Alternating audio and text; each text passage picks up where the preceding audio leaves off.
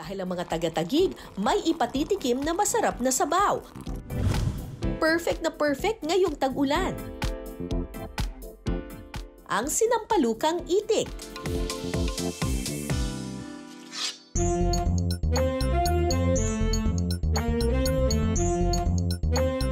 Una po, maglalagay tayo ng mantika.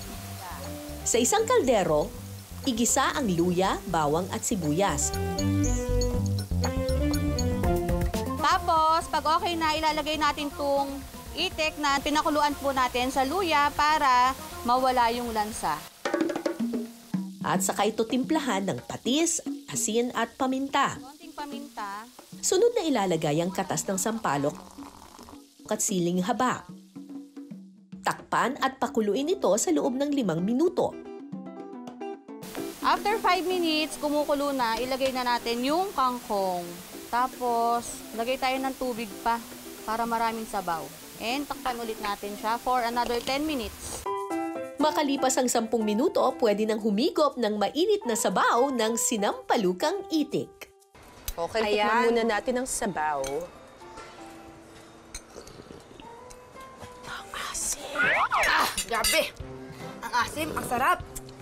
Masarap na asim. Yung hindi yung parang... Kasi pag manok, alam mo yung ano niya, sabaw niya, ganun eh. Kung isda, alam mo na. Ito parang iba siya, no? Oo, iba siya.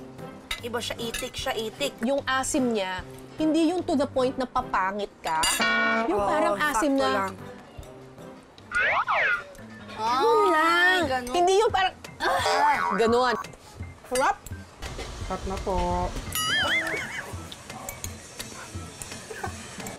Okay, cut na! Everybody, cut na! Cut na daw. Ano ba, mag-cut na kayo? Hindi nyo ba kaya mag-isa?